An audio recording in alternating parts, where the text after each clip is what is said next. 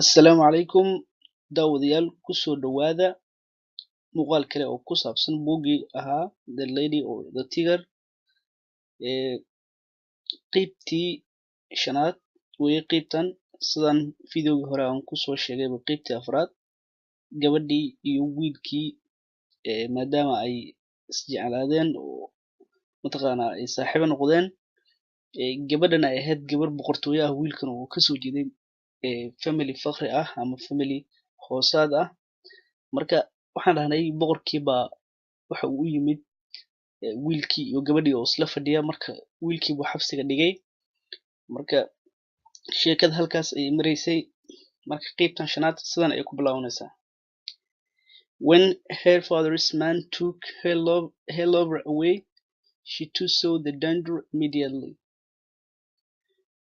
when goortii her father's man yani nimanka u shaqeeya aabaheeda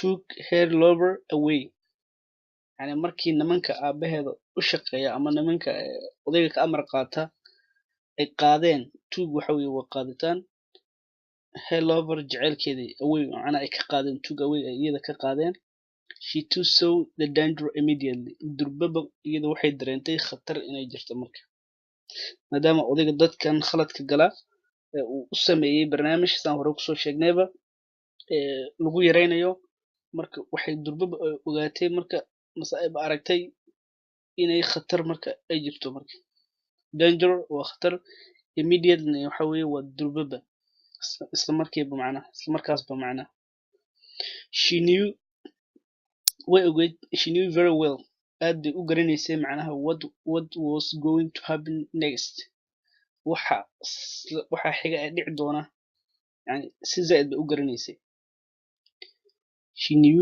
very well aad bay u garanaysay what was going to happen next waxa dhici doona yani marka xigta waxa dhici doona so early in the morning so sidaa darteed early in the morning waxa weye xilli hore subaxii early in the morning xilli hore subaxii she went to the stadium waxay aaday gabadhii marka stadiumka ayay aaday marka no one saw her iyadoo marka qofna aan arkaynin no one saw her go marka qof iyadoon arkaynin inay baxayso macnaha ay baxda marka she spoke waxay la hadashay to the workers there shaqaale halkaa joogay bay la hadashay marka she spoke to the workers there shaqaale halkaa joogay ayay la hadashay and gave them some money waxay sidoo kale ay siisay marka shaqaalihii meesha joogay ay waxay siisay xoogaha lacaga ayay siisay marka which room is the tiger in she asked marka waxay weydiisay which room qolkeebaa is the tiger in uu shabeelku ku jira marka maadaama odayga uu marka hore uu sameeyey laba qol oo dadka khaladka gala ay kala dooranayaan marka iyada garoonka ay subaxi timid iyadoo qofna aan arkaynin macnaha xilli hore ay early in the morning xilli hore ay soo kacday garoonka ay timid marka shaqale ayaa xoogaa lacag siisay marka waxay weydiisay qolkee buu ku jira shabeelka marka ay shaqaalihii weydiisay marka which room is the tiger in she asked marka waxay weydiisay asked waxa weye waa weydiin oo basi wey they told her iyaga way u sheegay marka nimankii maadaama xoogaa lacag la siiyey weydiisay way u sheegeen and which girl is going to be behind the other door sidoo kale waxay weydiisay which girl is going to be behind the other door gabadhee baa ka dambeyn doonta albaabka macnaha mid marka mid waxaa la gelinaya waxaas hore soo sheegnay ama waxa lagu xiraya hal gabar qurux badan midka kalena shabeel waxay weydiisay kii shabeelka maadaama loo sheegay midka xiga waxay tiri which girl is going to be behind the other door marka gabadhaba qolka kale ku jiri doonta marka ama ka dambeyn doonta behind waa ka dambeyn laakiin hadda waxay ugu jirtaa yani qolka kale gabadhaba ku jiri doonta macnaha the workers shaqaalihii marka did not want to answer marka ma doonina shaqaalihii inay ka jawaabaan marka su-aasha ay weydiisay gabadha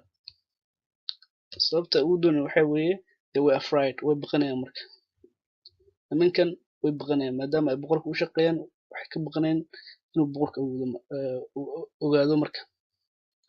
I must know ay tiri marka. I must know ay tiri waa inaan ogaadaa said the king's daughter. Gabadha boqorka waxay tiri waa inaan ogaadaa marka. Who is she? oo kuma iyada gabadha albaabka ka dambeysa waa kuma ayay tiri marka. She is the daughter of your father's driver.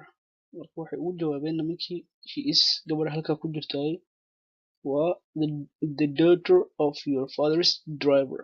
Marka waxa weeye darawalka aabahada ayaa dhalay marka gabadha. Waa gabadha darawalka aabahada weeye intaas. The workers shaqaalihii marka answered ayaa ku jawaabay sidaa marka. Waxay ku jawaabeen gabadha halkaa ku jirto waa gabadha uu dhalay darawalka aabahada. Driver or darawal. The king's daughter knew marka her well. Gabadha boqorka dhalay marka gabadhan si aad u garanaysay marka. A young and beautiful girl with rich brown hair. Marka waxa weeye waa young waa gabadh da'yar ah oo isla markaana beautiful girl ah marka gabadh qurux badan oo with a rich brown hair marka yani gabadh qurux badan oo leh tamo brown ah. Brown waa buni af Soomaali ahaan ama kalarkan kafeyga weye. Marka richna waxa weeye yani tamo badan leh, tamo ay qani ka tahay marka tamaheedana waa tamo buni ay leedahay marka ama tamahaas kafeyga ama la dhaho ama buni la dhaho ama brown saa u dhihi kartid. Laakiin Soomaaliya ereyga brown waa buni. But laakiin the king's daughter did not like her. Laakiinse gabadha boqorka dhalay gabadhan kale maysan jeclayn marka. Maysan jeclayn gabadhan. She began to think hard. Marka waxay bilowday gabadha boqorka dhalay inay si aad ah marka u fikirto ay bilowday marka. If my lover chooses the wrong door, he dies. But if he chooses the right door, he marries this cheap little thing, this driver's girl. Waxay tiri marka she began to think hard. Waxay bilowday gabadhii marka boqorka dhalay weeyaan waxay bilowday inay si zaid ah u fikirto marka. To think hard waxa weeye in si adag loo fikiro. Waxay tiri markay fikiraysay if my lover chooses the wrong door, haddii uu jaceylkayga uu doorto albaabka khaladka ah albaabkan khaladka ah macnaha albaabka shabeelka ayaa loola jeedaa uu ku jiro he dies wuu dhimanaya marka iyadaas weydiinaysa marka. But laakiin waxay tiri if he chooses the right door, haddii laakiinse uu doorto albaabka saxda ah albaabka yani saxda ah waxa weeyaan waa kan gabadha ay ku jirta he marries this cheap little thing. Waxay taagan tahay marka this driver's girl waxay taagan tahay wuxuu guursanayaa marka albaabka saxda haddii uu furo waxyaabahan yani waxaan yar oo aan qiimaha lahayn taasi oo ah bay taagan tahay cunuga darawalkan. Marka intaas maxay ula jeeda intaas waxay ula jeeda yani waxay yasaysaa gabadhii kale ee boqorka maana gabadhii kale ee boqorka darawalkiisa dhalay ay yasaysaa marka waxay ku tilmaamaysaa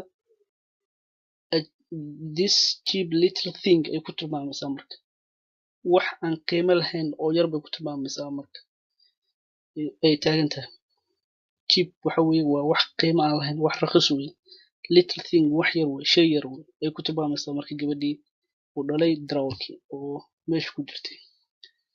Marka iyada ayaa su'aal isweydiinaysa marka waxay taagan tahay marka I lose him ay taagan tahay marka gabadhan markuu ninkan guurso marka way luminaysaa marka to her iyada ayaa marka aan ninkan u luminaya ay taagan tahay marka. So waxay taagan sidaa darteed I too must choose.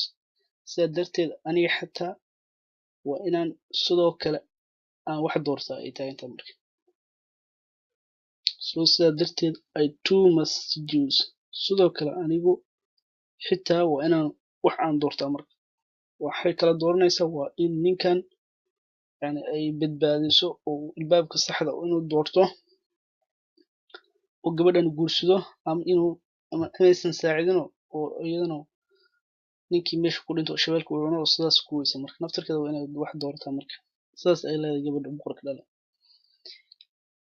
That afternoon marka galabka oo yani maalinta galabkeedii that afternoon waa galabka the king called all his people to back to the stadium again. Marka waxa uu iskugu yeeray boqorkii in dadkii uu u talinayay oo dhami ay garoonka dib ugu soo noqdaan marka galabka marka la gaaro marka. That afternoon galabka ama galabta the king boqorka called wuxuu u yeeray marka called oo u yeeritaan all his people dhamaan dadkiisa oo dhan back to the stadium again in mar labaad ay kusoo noqdaan marka stadiumka. His man brought the young man from the dark room. Marka his man waa nimankiisa oo odayga dadka u talinayay ama askartiisa brought waxay keeneen the young man ninkii dhalinyarada ahaa from the dark room qolkii bay kasoo bixiyeen oo garoonka ay keeneen marka. Ninkii gabadha saaxiibkeeda ahaa ee dambiga lagu haystay waxaa la keenay garoonka. There he stood the middle of the stadium. Marka bartamaha garoonka ayaa marka lasoo istaajiyay. Stood waxa way istaagitaan wey. In the middle of the stadium waa bartamaha garoonka ama barxadda. Tired, hungry and afraid. Wuxuu ahaa marka nin tired ah oo daalan oo hungry ah isla markaana gaajaysan sidoo kalena afraid baqdin way ku jirta marka garoonka la keenay wuxuu ahaa nin daal ka muuqda sidoo kale yani gaajaysan isla markaana yani baqdin badan ku jirta. The king marka boqorka sat in his place above the people and his daughter sat next to him.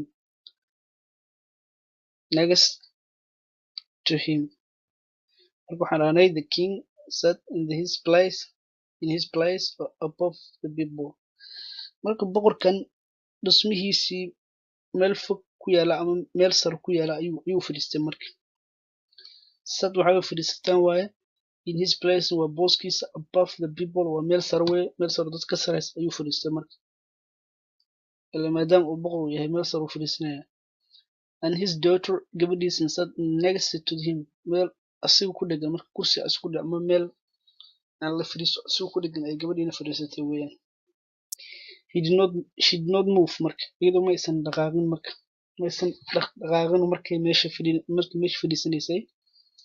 She did not move wax way ma aysan dhaqaaqin weeyaan marka. Her face showed nothing marka her face showed nothing wajigeedna waxba lagama dareemaynin marka waxba dadka wajigeeda wax lagama dareemaynin oo wax lama tusin showed wax tusin weeye wajiga in wax uu tuso ama dhaqaaqaha aada ama ficil ahaada in wajiga uu dhaqaaqo wax dhaqaaqa macnaha ma sameynin weeye marka showed wax la dareemi karo ma tusin weeye nothing waxa weeye yani waxba ma tusin weeye marka gabadha odayga aabaheeda dhinaciisa ay fadhiistay wajigeedna maalinta wax kama muuqan weeye wax ka muuqday ma laha laguma jeedin. Halkan ayaan kusoo gabagabeynayaa qaybtii shanaad ee buuggii ahaa The Lady or the Tiger. Waxaan u malaynayaa erayaasha cusub iyo erayaal badan hore laakiin erayaashan aan islahaa waa kuwa ugu muhiimsan ama kuwa yani ku cusub ama aan ku jirin qaybihii hore. Waxaan mariyay kalarka jaalaha marka halkaas ayaan kusoo gabagabeynayaa. Haddii aad ka heshay videogan ama aad wax ka faa'iiday sidoo kale asxaabtaada la wadaag like saar ama share garee ama asxaabtaada la wadaag intaan video noocan oo kale ah ku kulmi doono marka xigta waxaan idinkaga tagay sidaas iyo nabadgelyo.